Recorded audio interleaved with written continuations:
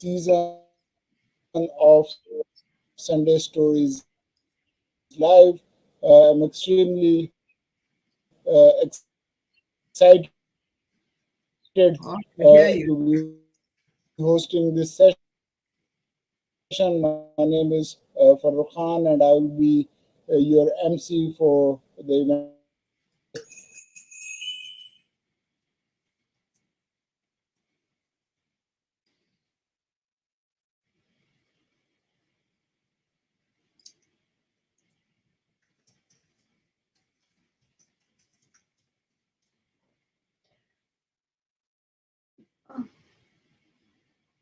Can't hear him.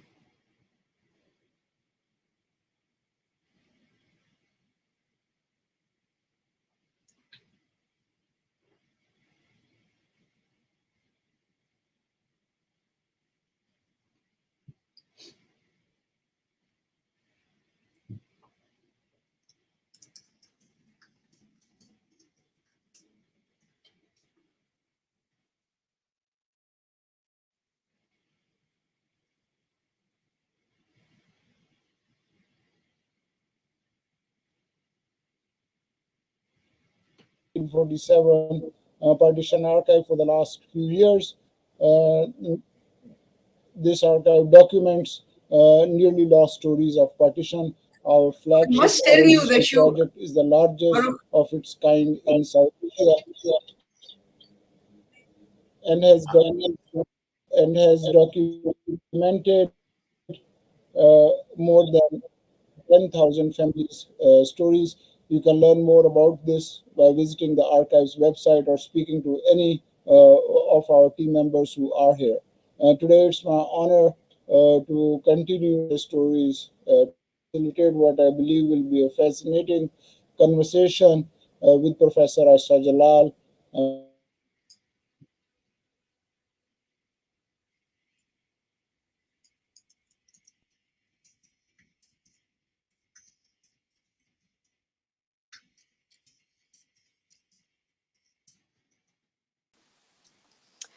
We do apologize, everyone. We are having some technical difficulties. Professor Jalal, thank you for your patience. Hopefully, Furrukh, who's joining us from Bangkok, it seems like he's having some unexpected technical problems with his connection. Hopefully, he'll come back on very, very shortly. Otherwise, if he doesn't, I'll pop back in and introduce you, and we can try to have a conversation online. So thank you, everyone. So I'm going to pop back off, and hopefully Furrukh will be back on any moment now. Thank you.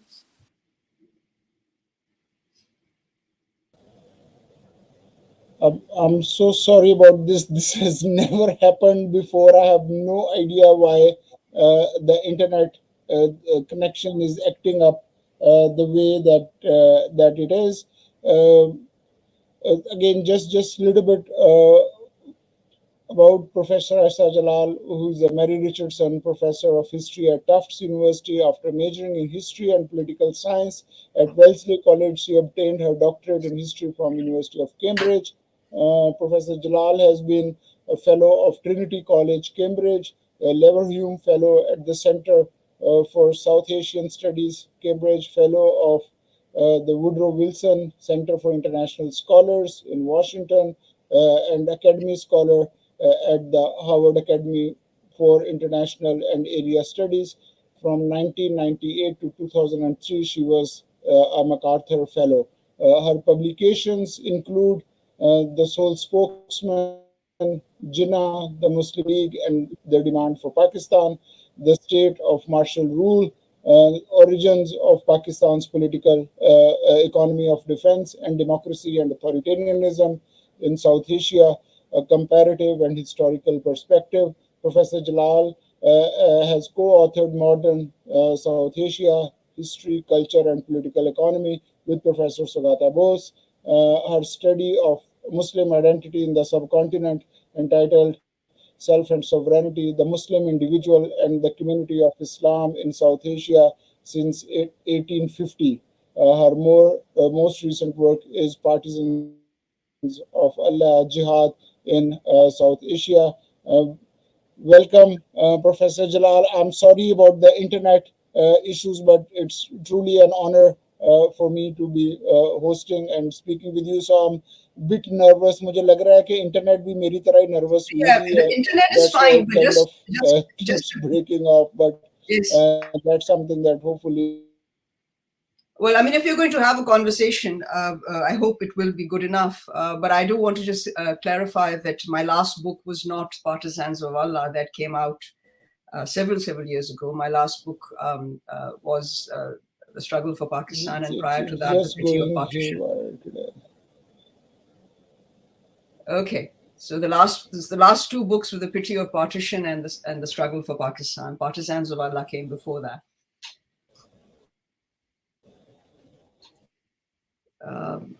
I think you just have a bad connection. It seems there's some problem. Do you have an alternative way of connecting to the internet?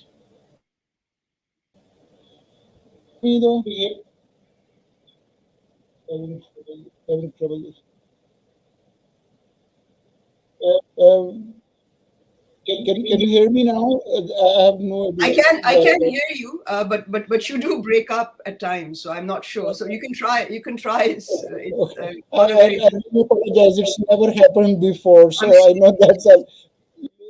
I'm sure it's all right. You can just ask the questions, and I will try to answer as best I can. Or maybe Gunita can ask the questions. My first question is, how did you become aware of partition, or when was the partition as a subject maybe came up, and how personal is your academic work on this subject? Well, I mean, I grew up knowing about partition because we lived with the Manto family. And we actually had moved. I grew up as a child in a two-story mansion building, and we were a shared family, and so I grew up in a household which talked, all the time about the Hindu family that had fled that house, and there was this. There was this material object that was as a reminder of the past, which was a stone table. A table that could not be moved and eventually was broken down in order to be removed. But that was the sort of memory of the Hindu family that had left. And then, growing up in a household where Manto was larger than life, he had, of course, passed away. I think I basically grew up with Toba Tek Singh. I think that was my first sort of direct relationship with, quite apart from the material objects and the stories of how people left this place and how this was given to my family, was the story of Toba Tek Singh, which my siblings and my cousins, Manto's daughters, constantly talked about. And so I learned how to say Apardi Gubrdi Yanks, the Pitahana di Mungdi Dal of the Lantan before I learned anything else. So the point is that is my real honing in. So it gets as personal as that. I basically wanted to know whether what Manto wrote about, whether that was true. Whether his fiction corroborated the facts. I thought he was an exemplar in terms of capturing the moment, the human tragedy of partition. But he was interested in studying. He was studying the consequences. I wanted to know the causes, and that is best answered not by a fiction writer, but by a historian.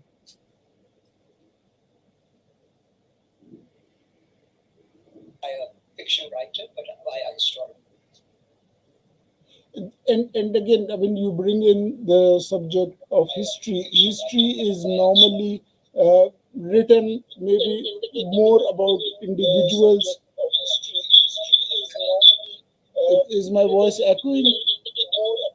Echo going on. I don't know what's going on, but it's not a very. It's not a very effective means of communication. Echo going on. I don't know what's going on, but. It's not a very effective means of communication. I don't know what's going on. This is just going haywire.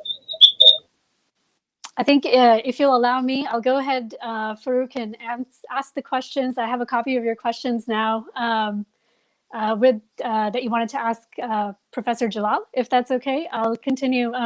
What you just told us, Professor Jalal, is absolutely fascinating. That is a really unique and intriguing personal history that I think not many people can really claim. So you essentially grew up with this, what people actually consider to be a story, a piece of literature that is in so many households. But to you, it was very, very personal. Yes. So I'd love to hear a little bit more about that. Can you describe the house? Can you describe? Lakshmi Mansions is where, Monto moved, he and his family. My father sort of worked, he lived upstairs, and Monto's family lived downstairs, and we ate together. Incredible. Everything was together. Monto was dead, but he was very alive because, his wife and his children, and we were all so close. So I think I just really grew up sort of wondering how much of the fiction that he wrote was actually, because I'm talking about Monto's partition stories, is much, much bigger than that. But certainly his partition stories were the first sort of, quite apart from the material culture that was left behind by the departing Hindu family, which I was very conscious of, especially the immovable stone table, which really used to get me because eventually it was broken down by Monto's elder daughter, who lived there for some years. Wow. So eventually, those are my personal stories. But my intention to study partition also sort of stems from that experience, I think. And when you were, surrounded by these stories from the family angle, you were pretty much a part of his family in a way. At what point did you realize that it was actually, a bigger cultural phenomena as well, and that's something that you needed to dig deeper in because you had this more personal connection to it as well? Well, I was a young girl, but then we moved to Rawalpindi, where my father was working in the Ministry of Information. So I was very clued into what was going on in Pakistan. And then my father was posted to New York, and I was in New York for a while. My desire to understand why Pakistan was created became much more urgent during the period of General Ziaul Haq. There are some historians who find an archive and write history. I'm the kind of historian who has a question, and then I find my archives. So I think there's a very different sort of a historical attitude that one has. But in my case, Ziaul was going around saying that Pakistan was only created in the name of religion, and I wanted to test that, having grown up in a country. I grew up in a country that was under Ayub Khan's dictatorship. But the notion that Pakistan was created exclusively for religion, and that too for a particular type of version of Islam, was something that I did not really think could have been absolutely true. So I wanted to know the dynamics that led to the creation of Pakistan. I was also particularly intrigued by the fact that until 1945, 46, the Cabinet Mission Plan is accepted. And so effectively, the movement for Pakistan as a sovereign independent state takes place between roughly July 46 to August 47. And my father was ultimately the main person who led me to my historical question. He basically said that we always thought that this would be a confederal arrangement. And it was only when we discovered Nehru's statement that they would not accept grouping and the Cabinet Mission Plan that we knew that Pakistan now was going to have to happen. So in that context, it was more, the question was a federal question. And not to mention the fact that so many Muslims were left behind. So my research question, and I always tell students that if you have a good research question, not only will you be directed well, but you'll be able to frame your thesis well. And my research question was, how did a Pakistan come about that satisfied the interests of its main constituents so poorly?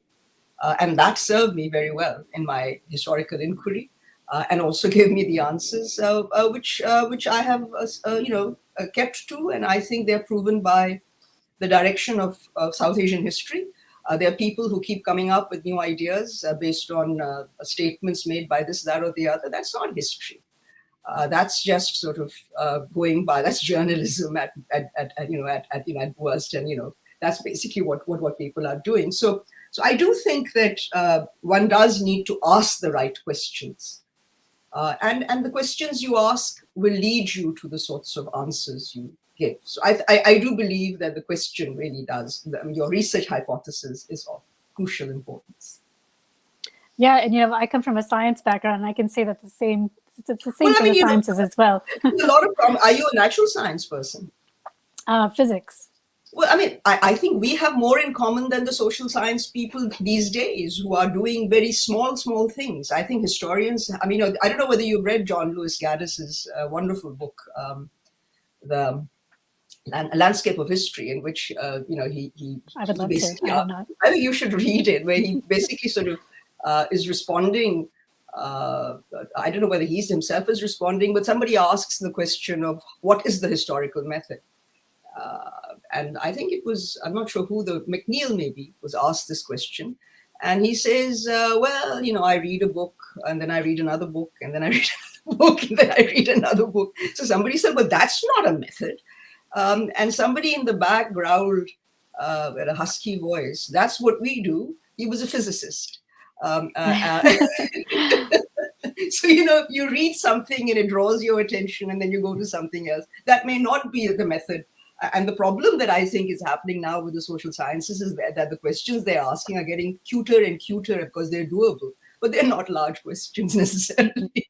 It's very interesting. Last week we had a conversation with Professor Gyan Pandey, and he was talking about how the interpretation of history is also changing with time as our cultures change. So we start to use our cultural lens of the current time to interpret the past. Of course, that's what's happening, not just cultural lens, because the culture and the political are deeply imbricated. So look at the United States of America. I mean, this has been going on for a long time, but it has taken some doing for the issue of white supremacy or white privilege being debated with the kind of intensity that it is post George Floyd's tragic murder.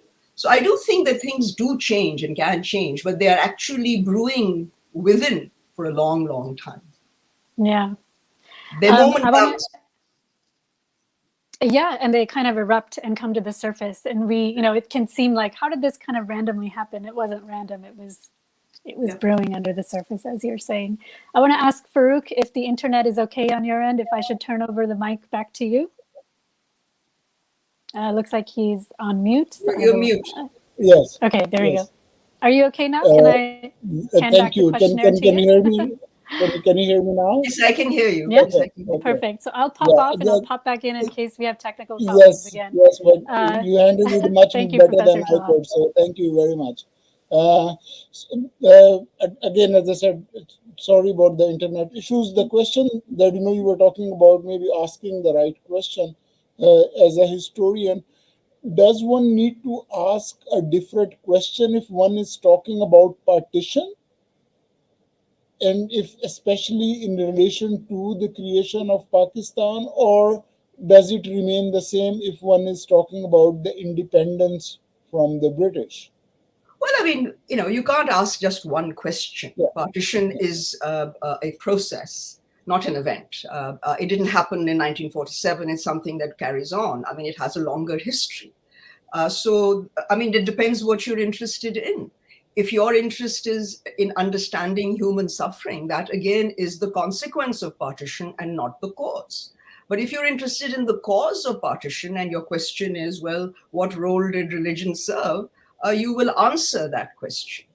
But if your question is, as mine was, how did a country come about that is supposed to be the Muslim homeland, but which satisfies the interests of its main constituents very poorly? So I think that is the sort of question that led me to study. I mean, this question cannot be answered by looking at human suffering, because that is the consequence of what happened. So my question is about the cause. So you need to understand what interests you. I think there are people who have different interests. I mean, they're anthropologists, they're literary people who have looked at the consequences of partition rather than the causes of it or what led to it. So I think that so the questions will have to be different. I mean, you cannot, in my humble opinion, understand why India was partitioned by writing endless numbers of popular memory histories. I mean, you can come closer to the human suffering, but not closer to the politics of it. I mean, so if you want to write a social history, you can try to still speculate about how daily political events intermeshed with life. But that's a very different sort of a study of interface of the political and the personal, which can be done if you want to do it. But in terms of really revealing the causes of partition, you can't follow statements by politicians, far less statements that bureaucrats feel are the right way to present the narrative of Pakistan and partition or the independence movement. So I think that you need to look at a lot more complex issues, many more complex issues. In my case, I was engaged with the history of the subcontinent and in a much longer durée. And I mean, the error that is always made in assuming that partition is a product of religion is that you ignore the federal problem that led to it. And you continue to ignore that federal problem and keep insisting that the causes of the political instability are the lack of religion and not because regions feel inadequate and unrepresented. So, I mean, the framing of the narratives are what I question or I have questioned in Pakistan and correspondingly in India too. I think that what I'm arguing has large consequences for India as well. And my question, like, this is a kind of a follow-up question. I mean, how long will it take, if ever, for the people of the subcontinent to finally exorcise the ghost of partition? And that's something I think, like, you've spoken about. It's a very good question, Furrukh. But at this stage, I think that it will have to be a rejection of a politics of divisiveness, which are currently in vogue in India. But partition as the foundational myth of both countries basically is a concept that ferrets out, the other from your own community. It divides people that history had conjoined in a variety of ways. I mean, people can be different and disagree. People can be culturally and religiously the same and politically disagree. So I do think that this essentialization of one identity amid many has been a big disaster, has served the interests of the nation-state narrative, but not the interests of history or even understanding what will likely happen. Religion equated with nation, leaving the region out, is a very, very complicated matter. And it really distorts more than it amplifies or clarifies. So, and then again, the other question which kind of comes up is that how essential is the dissemination of knowledge about partition in today's classroom? And you kind of touch on that, but I mean, if you could speak a little bit in more detail, that something which but I think I teach partition not as a standalone. I teach it in the context of the South Asia's much larger history. So it is true that students are I provide the argument that I have provided in the sole spokesman to the class and of course the alternative arguments, but students by that stage are willing to buy it because they've had a much longer study of the relationship of what really was going on and why the privileging of religion by the British led to a particular way of framing political differences. So I do think that we don't there is a tendency in both countries and in Bangladesh as well, perhaps as much, but I think particularly in India and Pakistan to sort of suggest that there's something almost metaphysical about the nation. I mean, in India these days, they're talking about this metaphysical nation that existed from all times, forgetting that, human beings create nations. And this process is an ongoing one. But in the case of India, Pakistan and partition are a product of a failed nationalist project, a failed federalist project. So to say that the nation always existed and Pakistan simply separated ignores the responsibilities that are involved in the decisions that were made by people to divide rather than share power. And has that particular perspective, is that something which has come about, maybe more recently, or is it a continuation since you're looking at history in terms of maybe a greater stretch? So is that something which has maybe gained more favor? It's something that, maybe the state or the government has pushed a little bit more? No, I mean, the state has found it convenient. The states of South Asia, independent South Asia, have found it convenient to articulate narratives. Pakistan has articulated the narrative, which is famously known as the two-nation theory narrative, that Muslims were always an identifiable community that had resisted assimilation into the Indian environment. And so Pakistan was the logical result of that difference. Indians have simply, Indian nationalist historiography blames the British for dividing two communities that history and culture had joined together.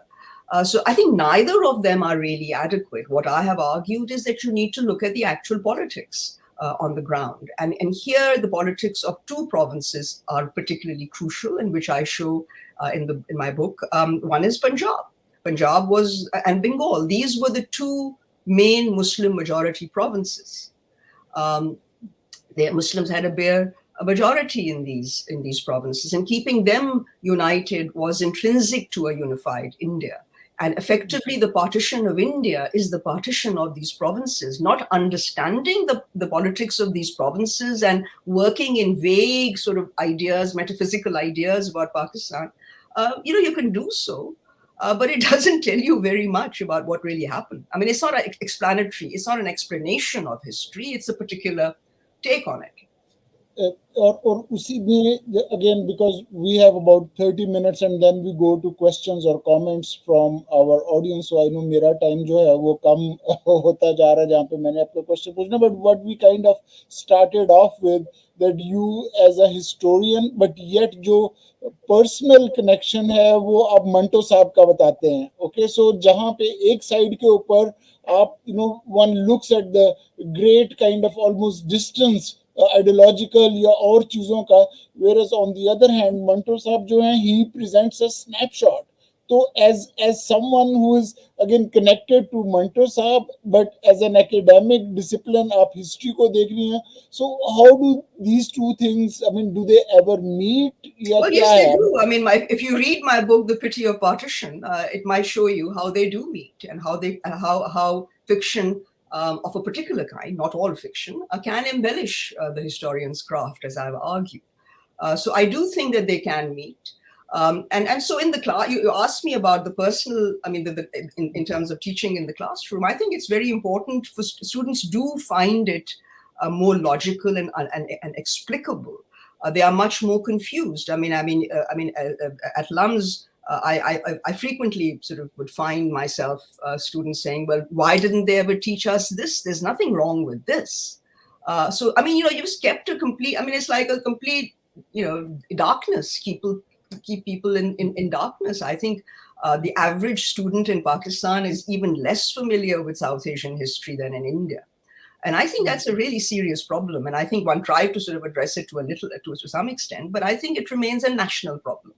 That knowledge of history is only the few sound bites that the nationalist narrative allows, which are constantly sort of chanted through the media, through the educational system. So that I think is very real. But I think what is remarkable are the students who do have questions, who do respond. I remember giving a talk on the subject in Gujarat University. And I gave a long talk, and at the end of the day, a very sort of distraught professor said, but, what will they write in their exam? So I said, you write what's in the books in your exam, but at least you're no longer confused. So I think that's the basic point, that the teaching of Pakistani history and partition in certainly Pakistan, and I think to some extent in India too, is liable to confuse rather than explain matters. And I think that's intended, certainly in Pakistan it's intended, because the idea is to teach ideology and not history. And this is for our audience question and answer session is coming up. Please do put in your questions or comments in the comment section, and we'll try to answer however many that we can. So अभी आगे जो आप काम कर रही हैं, are you still working on partition? Is that नहीं जी, मैं पाकिस्तान ना मैं पाकिस्तान पे काम कर रही हूँ, ना मैं पार्टीशन पे काम कर रही हूँ, बट मैं मुसलमानों की सोच पर जरूर काम कर रही हूँ, जो मैं समझती हूँ उसकी बहुत जरूरत है, सोच विचार की। क्या हुआ क्या है, I mean, आजकल की सोच जो है ये कहाँ से आ रही है, सो मैं जरा हिस्टोरिकली उसको देख रही हूँ. And उसमें does partition 47 partition comes in, but as not as, I mean, it's more sort of in terms of a rupture more than anything else of a sort. It's a rupture, and yet it isn't. I mean, I think colonialism was a bigger rupture than partition. And Pakistan में आपने students की बात की कि वो rupture को with the way that history is conventionally taught, वो rupture को क्या है? I mean, should there be an attempt to bridge that, या उसको maybe जिस तरह की, because एक देखिए मैंने बड़ी साफ बात कही है कि जब तक आप वफाकी इशू को नहीं लाएंगे और सिर्फ मजहब की बात करेंगे, आप ये हिस्ट्री का बिल्कुल nonsensical it's nonsense history, because it does not account for a much longer historical dynamic in South Asian history, which is the region center issue. And so I think that is the problem. Partition को देखा जाता है मजहबी lens से, और बिल्कुल गलत है, because I mean, if partition was, I mean, if Pakistan was created as a homeland, what about why is it that India is going to have going to be the largest Muslim country in 2050? What kind of a solution is that? Well, that was the question I raised in my book, The Sole Spokesman. And I think I didn't claim that it was the definitive, conclusive, or all aspects of partition. But in terms of high politics, I'd like to see somebody argue convincingly against it. So yes, but to go back to your initial question, partition can be observed from many, many directions. It's a question of what you are looking at.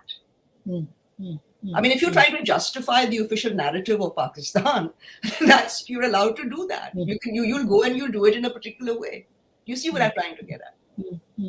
And अभी जो and you kind of touched on that as well कि जो social history जो है जहाँ पे individuals की बात हो रही है, and वहाँ पे सिर्फ ये कि it might not be the narrative that comes up is not necessarily purely religious, but personal भी आता है, and it does undercut the state narrative. I mean, there are many. I mean, what about friendship? I mean, if you look at Pity or Partition, I mean, there were friendships that survived the rupture of partition. So I do think that if you are looking for conflict and difference, you will find it. But if you are looking for unanimity and friendship, you will find that too. So framing your question, that is the first thing. It's a bit like an algorithm that we discuss these days. That it's not that the algorithm is totally neutral, but the way the factors, your variables you're putting in are based on your choice. I think the same thing applies to the historical method to some extent. Again, for the audience, please do put in your questions and comments in the comment section, and we will be talking about them. And Maqsood Chaudhary, he was my father's colleague at Gordon College. And who was your father's? Maqsood Chaudhary, Professor Maqsood Chaudhary. My father used to teach in Gordon College, and he's my uncle. So thank you for asking this question. Some say that Pakistan was an anomaly in terms of state formation. Can you give your perspective about this assertion? And I think yes, I mean, it's frequently said that it is, and that's largely because, religion name of religion, a state created in the name of religion, divided by 1,000 miles of Indian territory. But as I said, I don't regard it as an anomaly when I look at it through the federal lens and understand that this is a result of a historical process, which is, by the way, ongoing, but which sort of was deflected by the British decision to quit India. I don't think that we adequately understand how monumental that decision was. India, as you know, continues to have conflict along religious communities, lines of religious communities, but India doesn't partition on a daily basis. That moment of partition was there only because of the British quitting India. So I think, having said that, I think that what emerges as a result is a product of the federal dilemma that existed. Not to mention, because if it had been purely a religious question, then what about the Muslims who were left behind? When Pakistan was created, they were, 1 out of every 5 Indians was a Muslim. And of the sort of 400 million odd people, 45, most went to Pakistan and East and West Pakistan, making it the largest Muslim country at the time, but one separated by 1,000 miles of Indian territory, with 45 million Muslims left behind, making them the largest single Muslim minority in the world at the time. So, to say that this was an anomaly of state formation because of religion doesn't make any sense. It doesn't hold any water, I'm afraid. Mm-hmm. Thank you. Okay.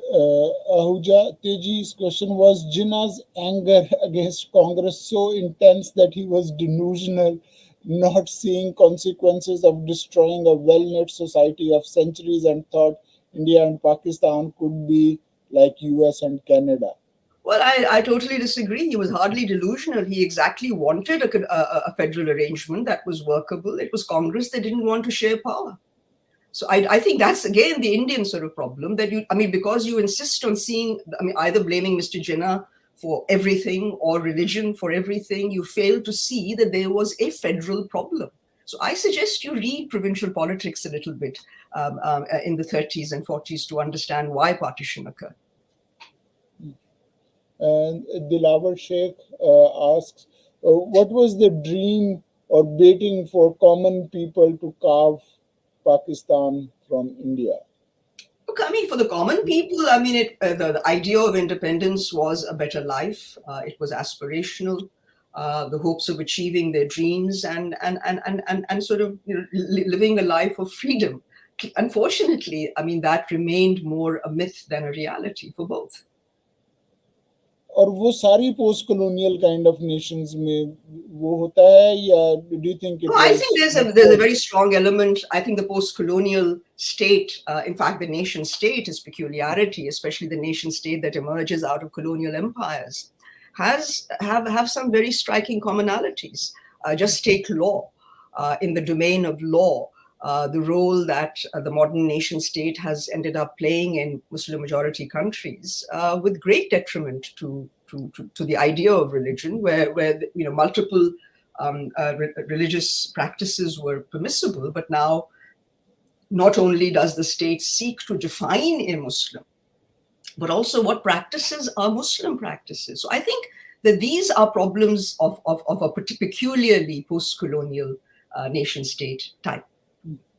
We have another question from Maya Ahuja. Can we just go back on that, please? With the benefits of hindsight, what is the way forward for the people of both countries to create camaraderie again? First of all, by realizing that this was not because of some deep-seated religious hatred, but it was politics, political differences, and an inability or an unwillingness to share power that brought this about.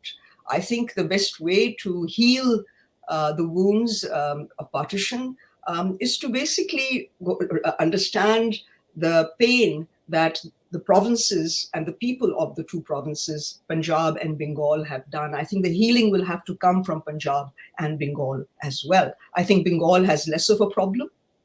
given their relationship and their history, the real issue is Punjab. I've always maintained that partition occurred because of the failure to resolve the differences of the regional peoples and imposing a solution, quote unquote, from above. That's what led to the anger. That's what led to the terrible tragedy of partition in Punjab and the violence that occurred.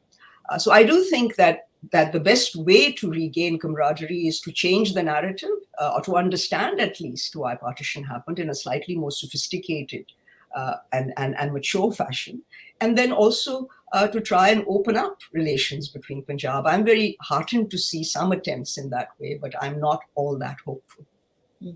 And I think like camaraderie ki baat ho rahi hai, that when people from both Punjabs, whenever they meet up, I think jo camaraderie is already there. So even despite both it's the states that are keeping them apart. The whole problem is that the states उनको दूर रख रहे हैं ना, वो नहीं चाहते कि लोग एक दूसरे को जान जाएं. अगर जान जाएंगे तो शायद दोस्ती हो जाएगी, प्यार भी हो सकता है. So I think उनको दूर ही रखा जाए. We had next question from Tarun Seth, who is a friend and works on partition. Thanks for the illuminating lecture, Professor Jalal. How significant is the moral ambiguity that ensued from victims turning into perpetuators during collective violence during the partition, the gray zone?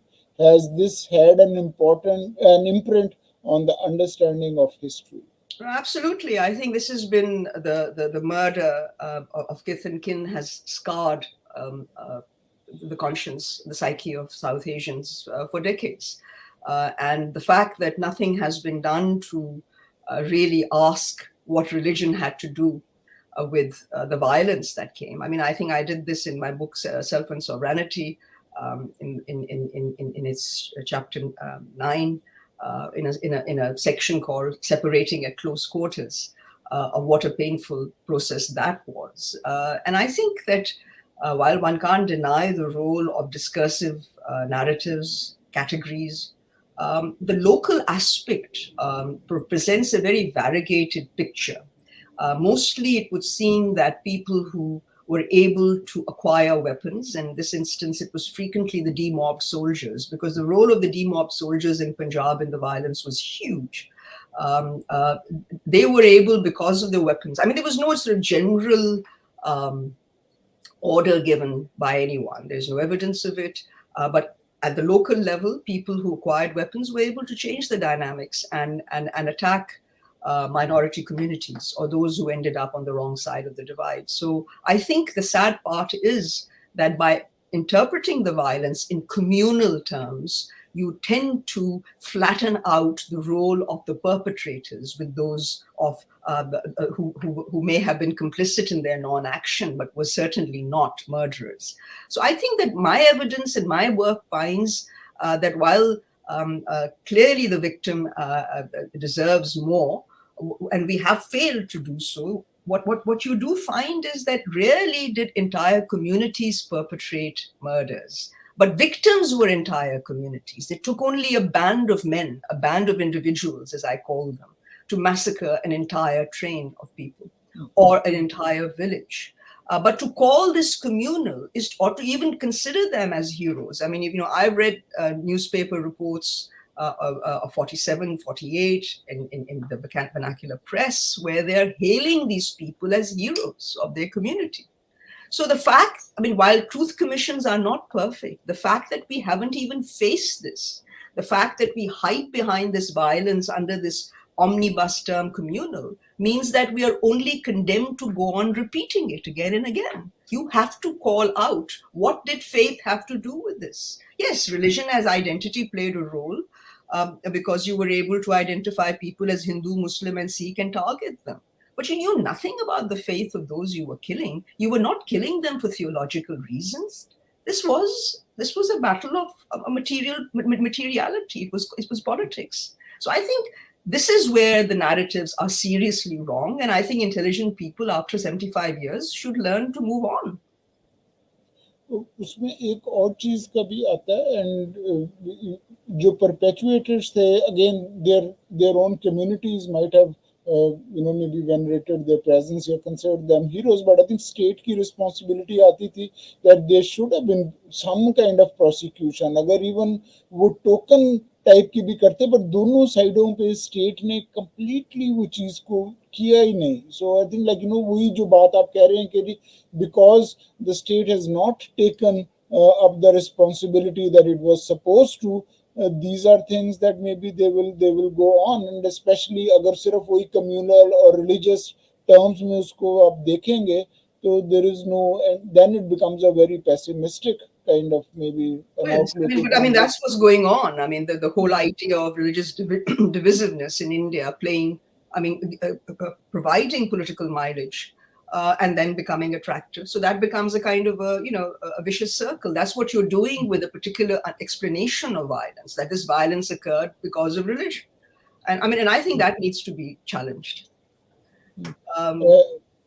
We have another question from Jahir Ghazi. I think partition was inevitable at time to evolve as separate nations. So why do we not walk together like new EU to overcome our differences and to do betterment to common men or common people of the subcontinent? Well, first of all, I don't agree that partition was inevitable. Partition was brought about because of certain political decisions and was ultimately the failure of both Indian nationalism and Indian federalism. I do agree that Pakistan and India should overcome their differences, but that's easier said than done. I think that the political discourse of both countries is such, and the animosity between them is such, that it will take a very, very powerful leader or leaders on both to bring about those change. The change in the Indo-Pak narrative. And I don't see that happening in the near future because, in India, the BJP is trying to create a Hindu Rashtra. In Pakistan, you can call it anything, but it's chaos. After having survived a constitutional chaos, they're now in a political chaos of sorts. So where that will go, we don't know. So I don't think they're capable of bringing about that change. And I think that constantly looking at the state is a contradiction, especially for people who are so interested in people's history, even though they don't know how to do it, and a people's partition. So the point is that I think that you should stop thinking of the state going to do it. How about changing your own mind first? We have a question from Yasmin Jamil. Was the rejection of the British cabinet plan by the INC responsible for the partition? Yes. The short answer is yes. It was the refusal to, and I can only sort of add for your information that the British are accused of divide and rule, but they worked very hard to prevent India from being divided. They're very proud of having brought about an administrative unity. They fought until the very end to prevent the division of the Indian army, keeping it undivided as late as March 1948, but they had to divide it because India and Pakistan couldn't agree. So I do think that what you should know is that the cabinet mission plan was put together with the help of people like Chaudhry Zafrullah, who knew what Mr. Jinnah wanted. It was aimed at pacifying Jinnah and satisfying his demand for Pakistan. This is why he accepted it. Shabi Rahat, hello Professor Jalal, your self and sovereignty was my point of entry into the politics of representation and identity. My question is in the context of India amid the current political climate, hijab law and other instances, what would you say is in response to the essentialized sort of identity of the Indian Muslim with respect to citizenry? Are we heading towards a no citizenship from a nominal and secondary citizenship? Well, yes, I think for some people that is exactly the stripping away of citizenship has already happened in Assam for 1.9 million people. So I think that this is a very dangerous trend. But it is, again, I think that you have to understand it in the context of what I'm saying. Why is it that you have to target, something that has been there for decades and centuries, women wearing hijab? Why has that become an issue today? Is India following France's example of saying that the sovereign has the right of exception to say that we will not allow veiling and ban them. So I think that, France is one place, but, it's not clear whether India is now moving in that direction of declaring women's clothing as liable to be considered, worthy of the utilization of the state of exception or the sovereign's right to determine the exception. So, I think that's what I would say, that it is an unfortunate targeting of women who wear hijab for political mileage. In and of itself, it has nothing. The same applies to France. The hijab issue there is more a crisis of French identity than the problem with the hijab itself. Nidhi's question is, ma'am, what, according to you, could have been the pushing force behind the violence that occurred? That's a very good question. I presume you're asking about partition violence and not the violence that is occurring today.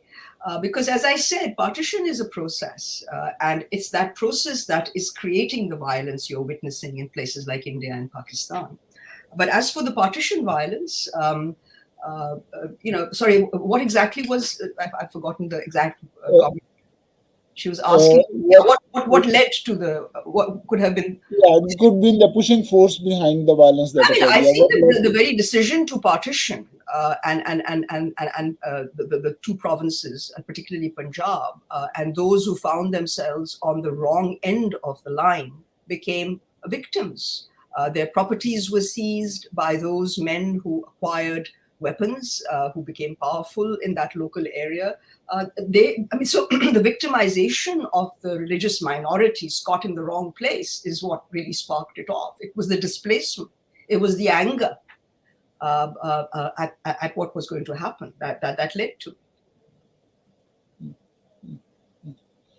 Kavita Deya, who again works on partition and is a professor in the US. Do you think that what you volubly call the process of the 1947 partition is necessary and important to study, teach today, to understand contemporary conflicts and minority experience in South Asia, the intensified communalization of citizenship rights, state violence, etc.? Kavita, all of these issues are deeply rooted in the way India was partitioned. And in fact, some of the problems, particularly in places like Assam, precede the process of partition.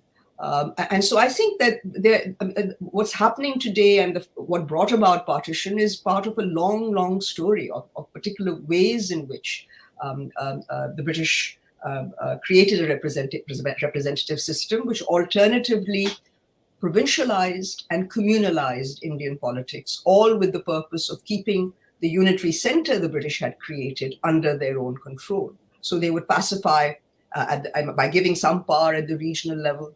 Then they would use the narrative of communal electorates. So all of that has played a crucial role, I believe, in where we are at today. And so it's impossible not to look at that in order to understand what's happening in today's India or Pakistan. Yeah, we have a question from Ahuja Teji. Jinnah wanted parity with Congress despite the ratio of Muslims 1-5. Like you said, he wouldn't shake hands with Azad. He thought only Muslim League can nominate Muslims on provisional government. He thought Muslim League represented all Muslims, which was not true despite his communalizing Muslims. You're a very good example of somebody who needs to rethink your utilization of communalization. You just bought all these ideas in your head without questioning them. Of course, he didn't shake hands with Azad at the conference in Shimla because he was playing politics. That's politics. Not because, in case you're sort of wondering about Jinnah's ferocious communalism, he did bring in Jigyendranath Mandal into the Muslim League's cabinet to make the point that if the Congress the Congress he thought should only be Hindu upper castes. But since this is politics, this is sort of is how you're being told to read it. He says you bring in Azad, I'll bring in Mandal, and he does. So, go ahead. Again, we are in the last 2 or 3 minutes. One of the questions I had wanted to maybe ask was that how different is the kind of maybe history of partition pursued by some of the younger scholars who've been working on it maybe in the last 2 or 3 decades. These are people who are influenced by your work. तो कोई इनमें अच्छा बुरा या किस तरह की history लिख रहे हैं? I think Yasmin Khan's book is very good. I think Zameen Zira's book is very good. Yeah. But theirs is again not purely on cause. There hasn't been anyone who can really provide additional. Who in my view has provided something different on the causes of partition. But I do think that the best work that has come out on partition is about the consequences of partition, about the human tragedy, what people suffered, it seems that is where the interest lies. But my only point is that you can collect endless numbers of stories. It will bring you no closer to understanding why partition happened unless you actually look at the politics. Unfortunately, you can try. You can try and write a history with leaving the politics out and explain why partition happened. I think that would be a good, interesting way to do this. Kavita Diaz, Professor Kavita Diaz, question again. Thank you for this brilliant and inspiring perspective, Professor Jalal, which powerfully interrogates the communalization of South Asia history. Your scholarship offers us an exciting new path forward in the study of partition and the present in South Asia. Well, thank you very much. I've been saying this for a long time, but if you what I keep saying is that what is partition? Partition is a particular way of viewing the world, where you see differences and you build walls and think that everything will be fine. Let's build more walls, more walls. The problem is that building walls doesn't solve problems. It doesn't solve the problem of how to live together. Pakistan didn't go flying off into the Indian Ocean. It still sits there. So I think that the whole problem of partition as an event and a process with neither end nor beginning is that we are continuing to partition South Asia as we talk now, making life more and more difficult for ourselves. So I would say that it's not just communalization, it is partition as a metaphor. I always tell my students that, my IR at Fletcher, that they do conflict management, but partition was a form of conflict management, but which made sure that it will never be resolved. That's the problem with partition. As a solution, as a paradigm, that it sort of certainly may be the best to manage, but managing problems that will become irresolvable, I think should give us reason to pause. I know that many people propose partitions in other parts of the world. I think the subcontinent's example is a very good one of why partition is not always the best solution. Thank you so much. We have number of other questions, but again, I think हमारा जो 1 घंटा था, despite the internet connections in Bangkok, वो थोड़ा सा उसमें मसला हो रहा था. Talking to you. ये बात तो और ज़्यादा हो सकती है, and I'm happy to return at a future date. But I think that you do need to. We do need to move on. There's a lot of work that has been done, but we are still stuck in the groove. And I think until South Asia moves, we will not be able to solve the problems that are confronting us. We'll continue to articulate the narratives that distract more than address the real problems of the people. Thank you very much. Thank you. Thank you very much, everyone, for tuning in. If you enjoy our oral history work and our mission, please consider making a donation of any size. We rely 100% on donations as an NGO. In some countries, donations are tax-free. Links in the description of this or in this video. So please do join us next Sunday again. Once again, Professor Ayesha Jalal, thank you so much for taking the time Thank you, Varun. and for And speaking thank you, with us. Vineeta, and all of you for inviting me. All the best. Thank you.